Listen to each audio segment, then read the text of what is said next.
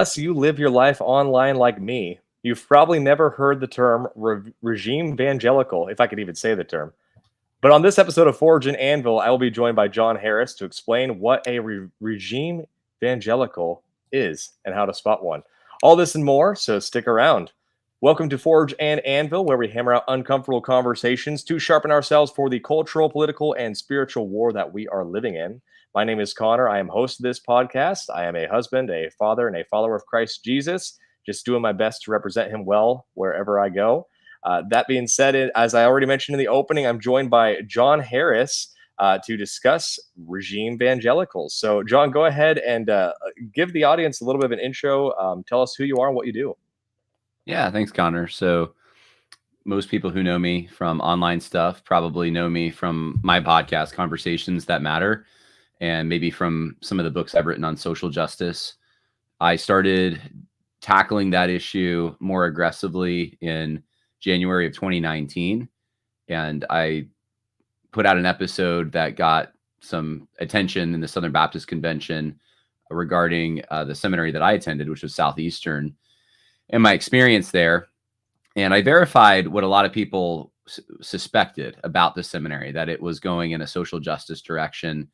And then I found out this was across the denomination. And so I thought, well, I'll put out a few more podcasts on that topic. And that one thing led to another. And then 2020 happened. And I was one of the, I guess, I didn't plan it this way, but one of the few people who were in the evangelical world already talking about this. And so it boosted my audience a bit. And I've been tackling that stuff ever since. I still do podcasts exposing what's happening in different evangelical organizations regarding, CRT, LGBT stuff, Me Too, all that.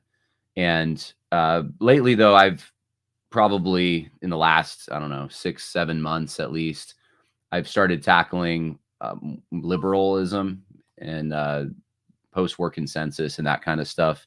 Actually, it might even be longer than that. I've always tackled that a little bit, but I've as people have kind of realized this is a problem, and it seems like wokeness isn't in the streets as much, I've put out more content on that. So what I talk about could change depending on the situation we're in a little bit, but that's how most people probably know me. Awesome. Well, I'm glad to have you on. Your podcast has been a blessing to me. I've listened to quite a few episodes, so really appreciate the work that you're doing there. And then for you listeners, before we get truly started, feel free to go on over to our Substack, forgeandanvil.substack.com. There is an option for you to put in your email for free and get our episodes sent directly to your email, as well as some additional content that I put out here and there when time allows. I am a busy man, but do my best. And of course, you can also do a paid option if you want to support the show and support what we're doing here. And feel free to share this far and wide. We appreciate if you just go ahead and repost the stream, or wherever you're listening to us, feel free to give us a high 5-star rating or a 1-star rating, one of the two. I just don't want any in between. So we appreciate you guys listening. But yeah, so Jon, let's go ahead and dive in. So Regimevangelical, I'm finally saying it now that the cold open is done with. But Regimevangelical, I don't know who officially coined the term. I think it might have been CJ Angle, who I know you're familiar with his work. But Regimevangelical is a new term that's kind of being thrown out on the right, and it's useful to create terms for the sake of trying to effectively communicate ideas, trying to effectively have a term that can communicate something that is otherwise, we need an entire essay to flesh out the idea of. So, when did you first hear the term Regimevangelical? And what would you begin to describe if you were to start giving sort of a layman's definition of what a Regimevangelical is? Yeah, it wasn't that long ago I heard it. I think it was on X, and it might have been Kruptas, who's an account on X, talking about it. I think so. Yeah, it wasn't like last year. It was this year, I think, when I first heard it. So it's fairly new. But I think it's probably just an extension of other terms that we've used. Big Eva was a term, as far as I know, Phil Johnson coined that in a Q&A session at the Shepherd's Conference, and I think it was 2018. And he was talking about this industry that exists in evangelicalism. So book deals, conference gigs, upper echelons of big ministries and denominations. This is big Eva. It's like big business. I tend to use the term, and I think I was the first one to use this term, evangelical industrial complex, but it's kind of it's a mouthful. So I shouldn't be surprised maybe that didn't catch on as much. So regime evangelical, I think, is catching on more with a right-wing political crowd. Big Eva was more used by people who are in evangelicalism and how they thought of the elites among them. But regime evangelical is more for people who are very self-aware of the fact that the Biden administration, and not just them, but those who support this leftist tendency, not just in the government, but in Hollywood and educational establishment and, other places that are powerful, they all kind of coalesce to make this regime, this elite class that dictates the truth, or what we're supposed to follow. So I think for people who already buy into that and think that's a thing, when they think of Christianity, they, especially if you're on the right, you think that we should be in conflict with the regime. We're rebels. But they're surprised when they find out most of the leaders don't seem to be that. They seem to be placating the regime. And so I think that's where the term regime evangelical comes from. And you mentioned C.J. Engel might have coined it. That's possible, but it seems to be picked up by people that are on that political right. So that would be the short definition. The regime evangelicals are the evangelical leaders who cozy up to pacify, try to explain they're not a threat to those who do hold power and don't have our best interests in mind. Right. Yeah, I think that's a very helpful breakdown of the term. And so, when I think of regime evangelicals, obviously a lot of people could classify as this, and some maybe intentional, some maybe, just being, to use the impolite term, useful idiots, but one of the things that I was wanting to talk to you about when I was thinking of topics to cover with you, I was thinking about how we have instances of leaders that have made it into some of the highest halls of power, and yet they bear the name of Christ, but it seems Christ's church is calling out for them to wield the sword of power in a righteous manner. And so many times they let us down. And the two big names that come to mind would be Mike Pence and Speaker Mike Johnson, respectively. Now, Speaker Johnson has been applauded by SBC leadership in the past, as well as the ERLC has applauded some of his efforts very recently. And then, of course, Mike Pence was just recently hosted at the SBC for an ERLC luncheon, I believe it was, where Brent Leatherwood was interviewing Mike Pence on how Christians should handle the realm of politics. And then, of course, you and I, and those of us on the conservative right would be first to say that Mike Pence probably shouldn't be giving political advice because, unfortunately, the man has ruined his reputation with those who previously supported him. But he did so, in ways that I think most of us on the right would consider to be very dishonest. It's very disheartening to see individuals like Leatherwood platforming Mike Pence. However you feel about the 2020 election, I think most people are willing to admit, unless they are in the regime's pocket, that the 2020 election was not on the up and up. Now we can debate about what that looks like, but ultimately Mike Pence had an opportunity to right some wrongs. And of course, he picked the path of least resistance, and is a lot of why we have a Biden presidency. Now, I'm not going to put it all on Mike Pence. There's so many things we can talk about, but either way, that was sort of the Hail Mary pass, the final check and balance. So many people, the world was watching, waiting for Mike Pence to do what we would argue to be the right thing, and ultimately the man crumbled when it was all eyes on him. And of course, he did so with a sort of a righteous piety while bearing the name of Christ. So What's your take on Pence and Johnson, and the fact that there seems to be this allergy towards using power in a way that would actually bring about effective change that would benefit the body of Christ? It's interesting you pick those two guys because they're not from within evangelicalism as far as like they're not. Maybe this exposes a difference between Regimevangelicals and Big Eva then, because they wouldn't really be part of Big Eva. They're not in evangelical organizations like Brent Leatherwood, who you just mentioned.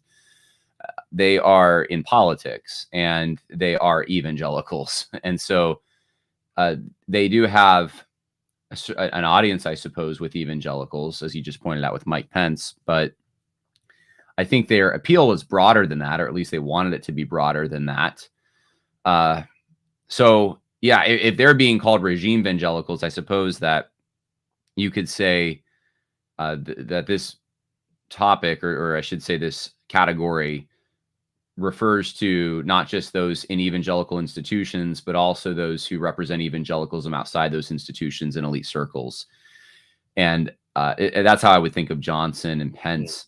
And Johnson and Pence, I've never liked either of them. So I'm just going to be blunt.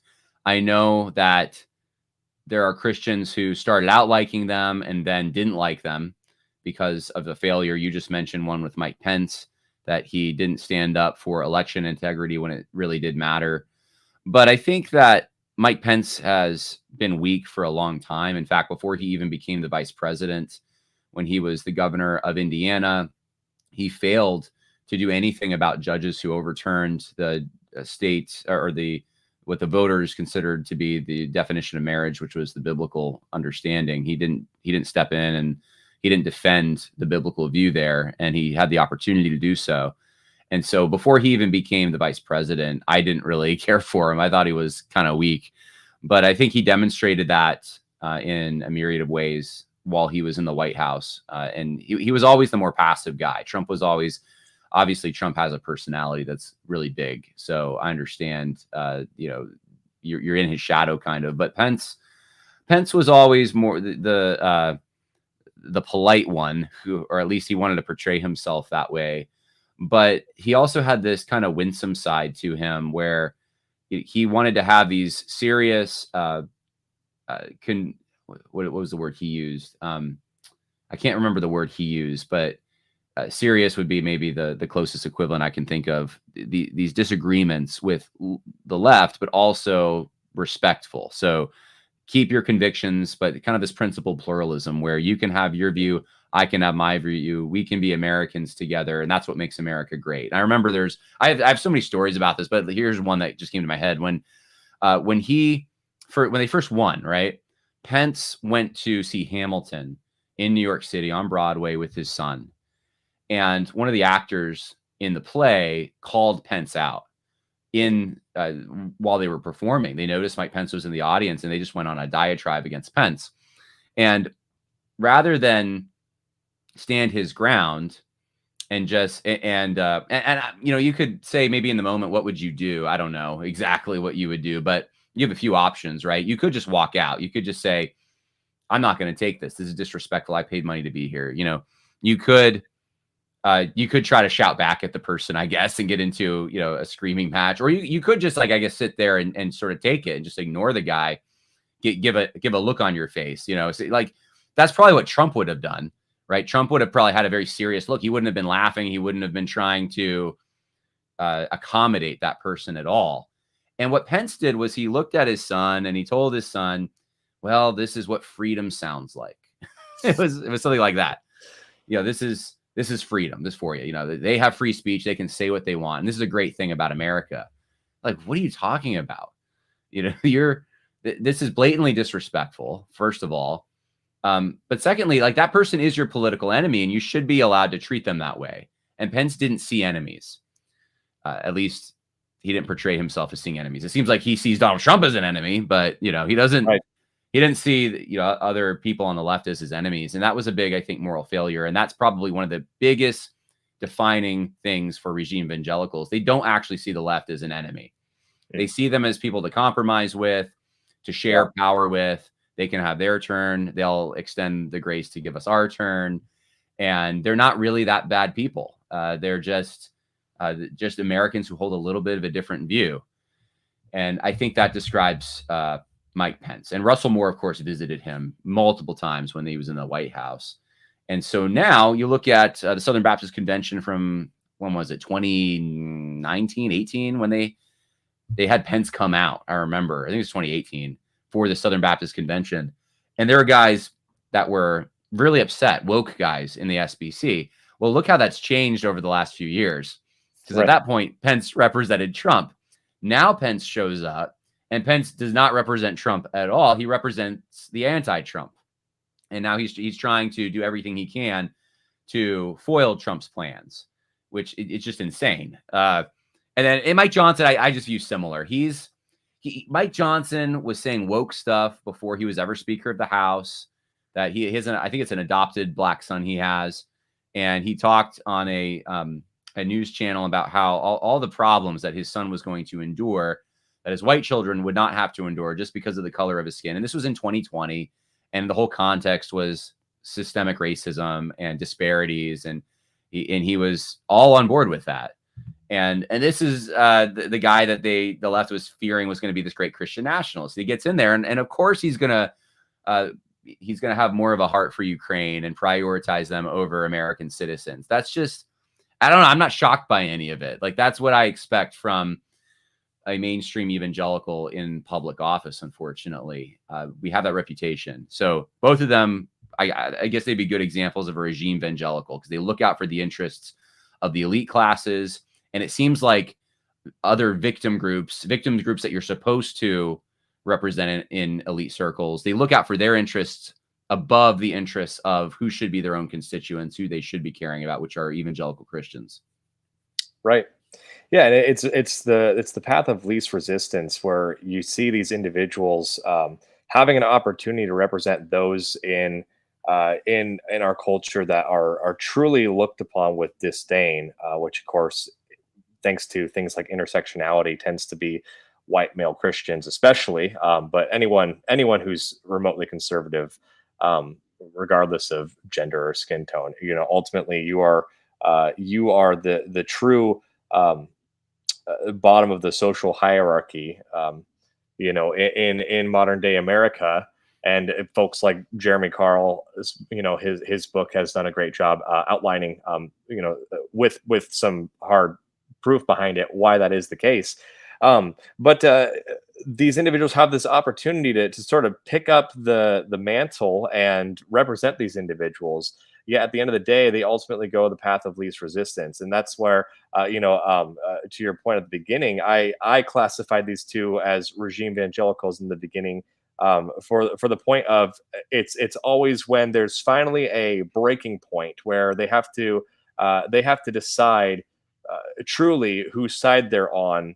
That's when the knife goes into the back of those that they represent, and they turn. And a prime example would be, Speaker Johnson had the opportunity to end a lot of the FISA spying, and it was Thomas Massey on with Tucker Carlson just very recently, is saying that Johnson knew.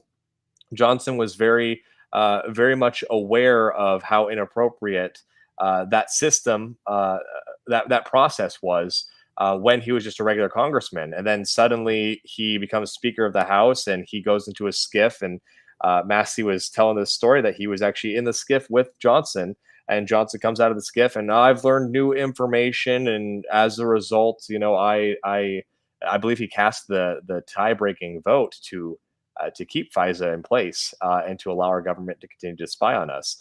And so there's something about when these type of individuals actually take the seat of power.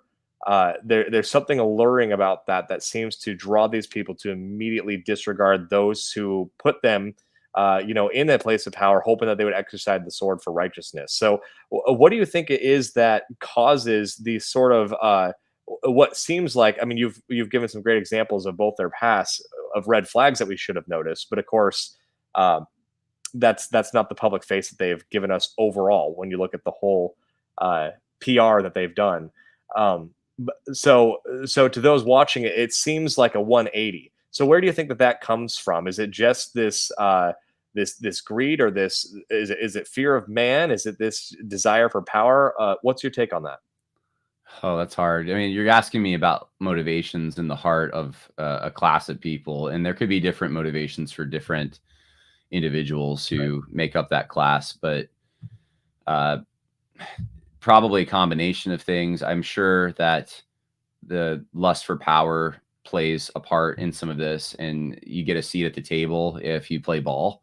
So if you're belligerent, if you're a Thomas Massey, you're not going to be invited to the parties, and you're not going to be looked on favorably, and the media is not going to like you, and it's just a lot more stress, and people don't want that. So they want to be liked by others. I think that's a natural human tendency, right? So I think that's part of it. I think that there are people who believe legitimately that they are doing the best thing for their group, whether it's evangelicals or whoever they're representing, by portraying to those in authority that they're not a threat, that that whatever stereotypes exist about them, whether that be that they're racist bigots who hate women and hate homosexuals and these kinds of things, that those things aren't true, and we'll prove to you that we're really good people by doing some of the things that you approve of. That could be playing into it. They think that that's helping their constituents. And then there's the people who just get bought. They really don't have many principles, and they get into these positions, and whoever's the highest bidder, wherever the most pressure comes from, they're going to just bend to it because they're pretty spineless. So I think for a lot of people, probably all three of those things factor in, but it might be different combinations for different characters. Yeah. So how do you think we got here when it comes to just the American church, where it seems as though we tend to mass produce these sort of regime evangelical types, um, and of course, it's not to say that every layperson in a church falls into this category, but we see so many in leadership that seem to take the bait.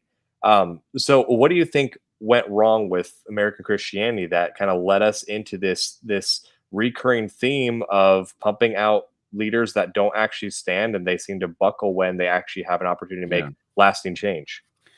Man, that's another question that has so many different answers, and it's probably a combination of things. And I've heard different explanations where someone will say, like, it's this one thing over here. And usually I think Mm, that's wrong. Usually, if you're yeah, saying it's this one thing, this is the key that unlocks the door. It's just rare that there's one thing. It's usually converging things. If I were to be forced to say one thing, I would say there's a feminization that took place over the course of a century that played into this. But I think that it's so much more than that. So I think you look at the neo-evangelicals, who are a group of people led by people like Carl Henry and Harold Ockenga. They didn't like what the fundamentalists were doing in barricading themselves into Bible institutes and churches, and withdrawing from, at least what they saw as withdrawing from cultural institutions, and they wanted to be influential. And really what it amounted to was they wanted to get back the prestige that they used to enjoy.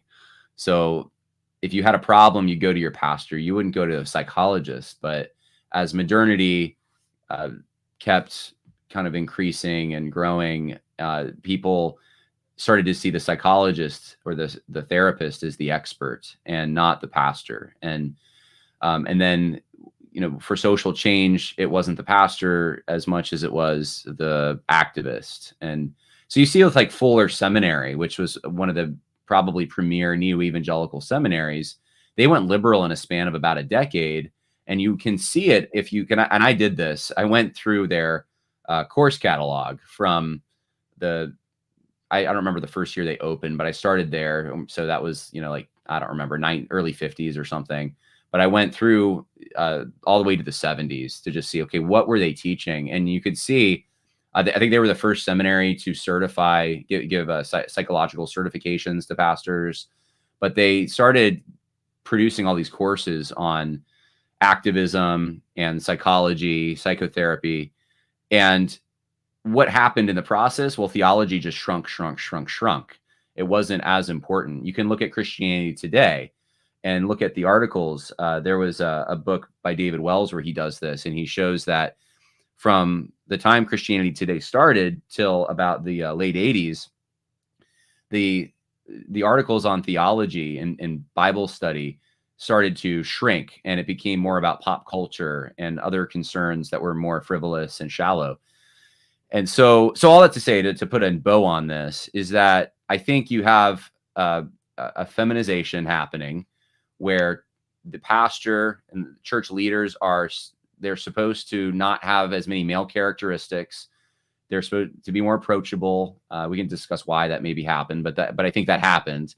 And so they became more maternal figures, and that set the tone for what a leader should look like and what represented respectability. And while that's happening, you also have this hunger to regain respectability that's been lost. And in so doing, there was a lot of compromise in order to get there. And that, it really takes us to where we are today, where evangelicalism is like reinventing itself every 10 years. And it's like constantly rebranding and trying new formulas. And it's kind of this desperate move to say, see, look at me, look, I'm great. And instead of looking to Christ and saying, look at Christ, look how great he is. It's not focused on Christ. It's trying to win people through some kind of a formula. Yeah. Yeah. It's interesting that you said that, because that kind of goes along with a lot of the different things that I've been observing. Wilson and FDR, just to talk about, leaders of our country, they really brought in sort of the managerial elite class into the federal government, and they really had an emphasis on college professors and just the expert class that ultimately they felt should really make the decisions for the country at large. And what's interesting is that took a lot of time, and of course it got greatly expanded under LBJ. But something that you said there, really kind of goes in line with that. I think that we began as a culture at the turn of the century to start to shift into this idea of an expert class and trusting the experts. And so then I think we started to see these individuals, as college was emphasized. We see the PhD class really start to be put on a platform where if you need counseling, previous generations would go to their pastor for counseling, whereas nowadays they go to someone who is a PhD professional to actually give them what they would consider to be real counseling. I think I lost you for a second there.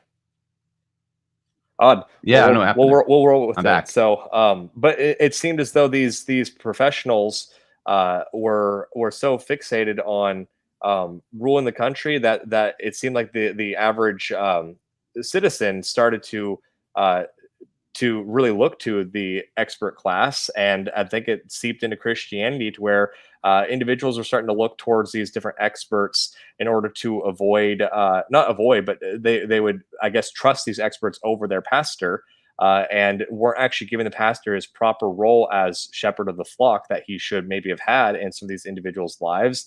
And then to your point of mentioning David Wells and his observations, I think ultimately markets started driving decisions that some of these institutions started to take, where they started commenting on pop culture more than they were commenting on theology, because pop culture got the clicks and it got the purchases. And then simultaneously, I think that so many Christians started to discover that we can make a good buck if we make a Christian product marketed to Christians, sold only to Christians, and we'll do our tours in churches, whether that be a speaking tour or a worship band. And you get the rise of sort of these mega church cultural influencers, in a few decades past. And then I believe that that's where we really started to see the business model of church really explode. And we started to see these individuals pulling back on doctrine in order to make a more marketable pitch to the average American. And yet we start to see Starting really around the 60s, we started to see the culture start to snowball even more so into degeneracy. And the church, I think, was getting weaker and weaker as it tried to remove the harsh corners of Scripture in order to try to bring in people into the building. And then suddenly we're waking up in Aaron Renn's negative world, and we're wondering what happened. And I think that there's a lot there that we can look back to and really pinpoint some of the blame. To your point, there's no one silver bullet that killed the beast that was American Christianity. But there's so many. It's just death by 1,000 cuts. What are your thoughts on that? That's a lot of things. I think well, you started out talking about managerial elitism and kind of James Burnham's critique of the New Deal administration and what it meant for society, because Burnham had grown up, for those who don't know, the term managerial elites or managerialism comes from James Burnham, who wrote a book in, I think it was 1941, called something like The Rise of the Managerial Elites. I forget exactly. I think that was the title. But anyway, the point that he makes is that what happened under the New Deal was not, as it's often reinterpreted by neoconservatives to be, a slide into socialism, as much as it was a slide into managerialism. Because socialism, in theory, is supposed to benefit the little guy. Like, everyone's supposed to have a say, and the people who own property, the property owners, they no longer are the ones in charge. Now it's the people who work the land, right? To think of it in like feudal terms. Well, what James Burnham says is that actually what happened is that it is true that the people who own the property are no longer the ones in control, but it's not the people who got the power. The power wasn't transferred to them. It was transferred to managers. And now we have the tyranny of HR departments in every business and government agency. So we're at kind of peak managerialism at this point. In fact, I was on a podcast, or I was recording a podcast with someone this morning who was talking about we could get gulags. And I thought, we already do have gulag. We have the technocratic version of that with HR departments. Like they're on you at all times. Like unless you I guess go home to sleep, right? And live your life and you turn your phone off. But like there's quite a bit of control that they have. So anyway, all that to say that what I just talked about is present in every institution. Evangelicalism is no exception to that. And the neo-evangelicals, I think, very nicely fit into that, because the whole idea, if you read The Uneasy Conscience of Fundamentalism by Carl Henry, 1947, 6 years after James Burnham published his book, Carl Henry says that, this is almost a direct quote, but he talks about how nations are receptive to a leader, a strategically placed, persuasive leader. And if we can just, essentially, if we just have the right formula, if we have the right education, if we learn the right things, we can produce leaders like this, and we can gain influence. And we really need to put our emphasis into solving the problems that not normal, but like the modern societies see as actual problems. Race relations was one of them. In fact, the intro to that book talks about social justice, and we need to get on board with this kind of stuff. So anyway, all that to say, I think there was an intentional effort to do what was happening in the government and in business, to apply that to evangelicalism. And what it did was it produced two kinds of leaders in evangelicalism, and neither of them are the biblical model. So the first one are your managerial elites, which we already talked about. These guys don't actually have to have a personality necessarily. They can just be good at administrating, and that's all they have to do. They don't have to have a spine. In fact, it's better if they don't. It's better if they don't have moral concerns and a conscience, because you don't really rise in the ranks that way. You are expected to serve your leadership class, not the people in your organization. That's the heart of managerial elitism. So we have those guys, and those guys exist in evangelicalism all over the place. They stack the committees and the trustee boards of large denominations. They run our seminaries. They run really the institutions. Then you have kind of the face of Big Eva or Regimevangelicals, right? This is a different kind of leader in that they're not necessarily managerial elites, and they might not be expected to manage, and they may not have to manage anything. Maybe they are, but they don't have. That's not a requirement. They just have to be a personality. They have to look good on TV, right? So generally behind those guys are managerial elites that are actually running things. But you got guys like in the SBC, you got your David Platts and your JD Greers and your Matt Chandlers. These guys are personalities more than anything else. They're not impressive when it comes to their ability to study the Bible, their understanding of Scripture. They're certainly not impressive when it comes to their level of courage, right? The things that we typically associate with good leadership throughout antiquity, they don't have those things. But what they do have are optics and fashion. Yeah. And so they look a certain way, and they're marketable in that sense. And so they can be used as tools of managerial elites, and it gives them, obviously they get something out of it too.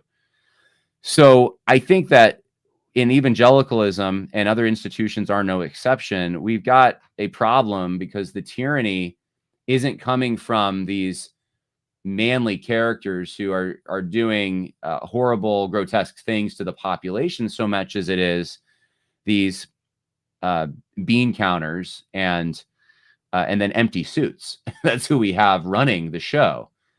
And if you want to challenge them, they just gatekeep you out of their institutions. And they behave more the way that I'm used to females behaving, to be quite frank. They'll ostracize you. They don't have to like come out against you in vicious ways. They just have to alienate you and isolate you. And spread rumors about you and destroy you in those ways. And that's the ways that if you're a faithful, strong person, they feel threatened by you. And that's the way they'll try to operate in destroying you. And there are many such cases of that. So it's a problem. The encouraging thing is I think that we're starting to break out of some of this because people realize in an age of TikTok and internet videos, sermons that can be, they're just so highly artificial, like they're highly produced. You can make yourself look like anything. You don't have to be strong to make yourself look strong necessarily. Like it's just, I think anyone can turn on their phone and put filters on now and make a TikTok video, and people recognize that this is cheap, that it's not real, and they want authenticity. So how do you tell if someone's authentic? The way you tell now is whether or not they have skin in the game. It's not just enough to have an image. They have to prove that they actually believe what they say by sacrificing for it. So if you're someone who takes hits for what you believe, then you're more of a leader. And you can see this in the broader world with people like Elon Musk.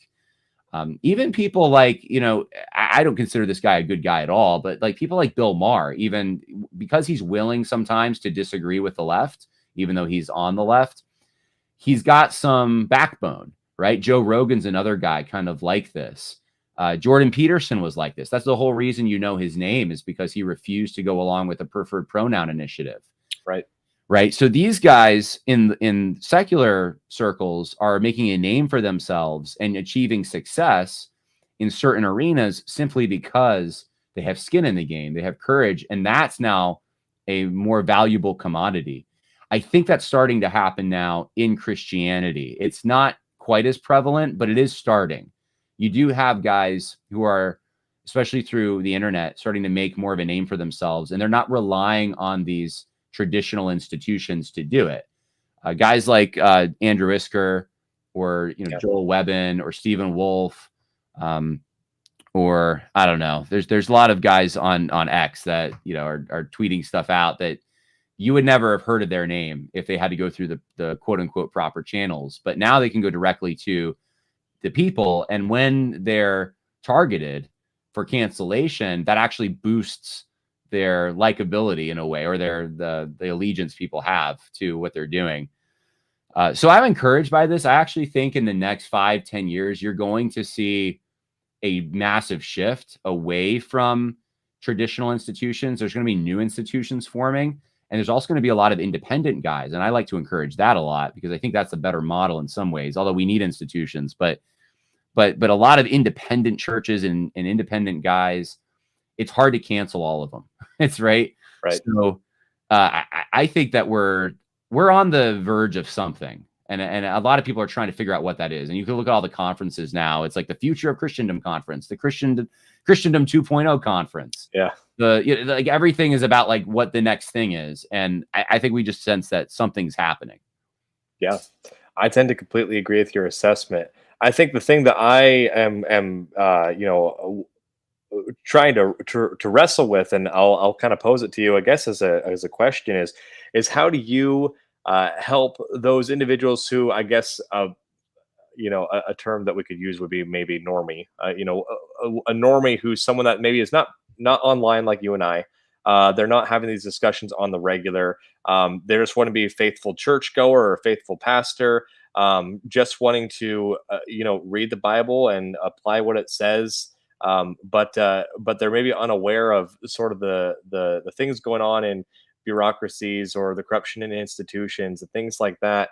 And many of these individuals have a good impulse to give the benefit of the doubt.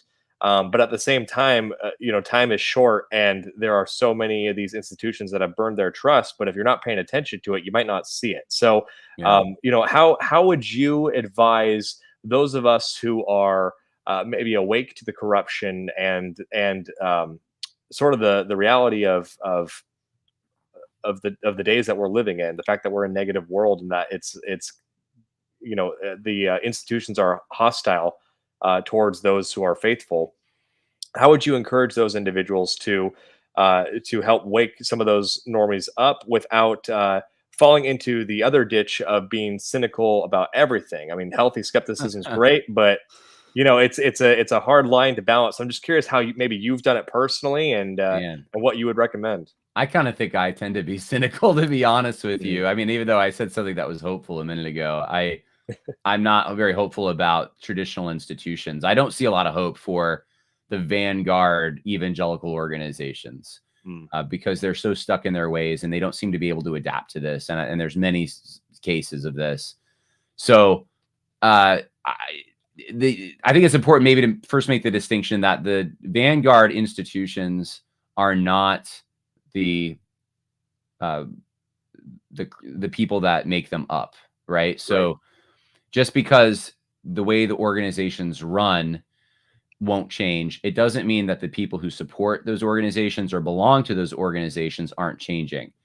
I think that they are. I think that it's slow, and you're right. There's people who are on X are probably more likely to get exposed to some of the, for example, right-wing critiques of liberalism. Whereas if you're on Facebook, you're not as likely to see that, right?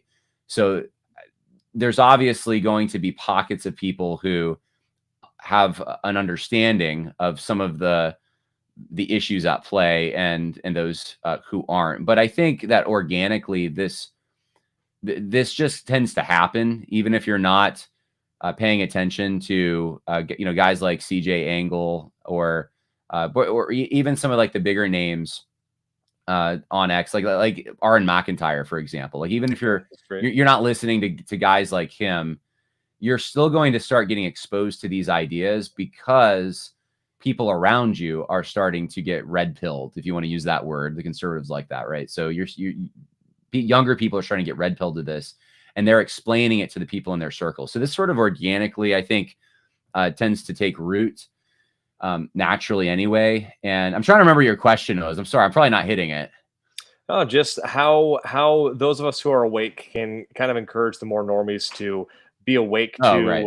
not always. I think there's just a good impulse to give the benefit of the doubt, but if you're not paying attention, it's hard to then jump in as a normie and give the benefit of the doubt to the person on the platform. When the person on the platform, to those of us who have maybe been paying attention, we know the person on the platform has been a proven liar. But just that Okay. Yeah, I how got it. I guess it's the radicalization. How do you Huh. feel we should best approach that in I a mean, way there's that There's so many ways. It really depends on the platform you have. You have to assess that first. What influence does God given you? And what can you do with that? Jesus had 12 disciples that he spent intimate time with, 3 of whom were very close. So that was his inner circle. And, from that, he influenced the world. So it's not like you need a huge crowd, but I think it's going to look different for different people. Some people are going to have a deep relationship with a few people. Other people, like myself, I have and you have a podcast too. Like we have maybe a reach that goes beyond that, but it's a little more shallow because we don't know these people intimately. We're not having a back and forth. We're monologuing or something, having conversations like this one. So I think you're already doing that. You're having me on, you're introducing your audience to someone like myself. And that's what it's going to take ultimately. The other thing is, if you have the opportunity, always try to gain as much power as you can in an institution or starting a counter institution or a new institution so that you can love people more effectively. If you really think the traditional institutions are doing damage, then the best thing you can do is if you can gain power in them and turn them, then do that. And if you can't, get involved with another institution that's going to counter that. Nate Fisher's done some of this with New Founding and American Reformer. And you can look at just American Reformer. It's just a very small operation, really. And I don't even know how many people they employ, like a handful. Like it's not, I would doubt it's even like 5 people. It's probably much less than that. So, but look at what they're doing as far as the influence that they have in evangelicalism now. Some of you might not have heard of them, but they are beginning to make serious waves. Like people like Andrew Walker from Southern Seminary he's reading American Reformer. He wants to know what they say. And so I think we need probably, 20 American Reformers. We need lots of think tanks, and everyone's going to be playing a different role in that. So you have a revolution. The response is a counter revolution. We're trying to reverse what's been done, and it's going to take time. Yeah. Well said. Well, I appreciate that. Well, John, I think we've covered a lot of ground, and it's been a fun conversation, kind of just going wherever it leads us. I want to be respectful of your time, so we'll go ahead and wrap it up here. But any closing thoughts, closing encouragements, anything you want to give before we sign off? Yeah, I would just say that Jesus, he's our example, and he turned the world upside down through his disciples, who were only 12 in number, and they had an influence that was beyond anything that they would have thought when they were, before meeting Jesus, that they would have had. And I think that there are people who might even be listening to this podcast right now who might be thinking like, I don't know that I have much of a say or an influence, and we'll be surprised later on down the line to find out how God uses them. So just be open to whatever God has for you. If he opens a door, walk through it, trust him. Don't worry about, if it's from God, don't worry about the finances. He'll figure that out for you, but just walk with the Lord closely and see what he does. Because ultimately the promise is that the church is going to continue, that hell's not going to prevail against the church. The church isn't going away. So these organizations will go away, but there's an institution that lasts. So make sure that you're serving that institution. Yeah, well said. Well, thanks, John. Where can people go to keep up with you and everything that you're doing? I think they can go to johnharrispodcast.com. It was down earlier this week, but I'm pretty sure it's back up. Yep, looks like it's back up. johnharrispodcast.com. Awesome. Well, thank you, listeners. We appreciate you joining us. Feel free to share this far and wide, and you can go ahead and go to our Substack, forgeandanvil.substack.com. Put in your email. We'd really appreciate it, and we'll see you next time.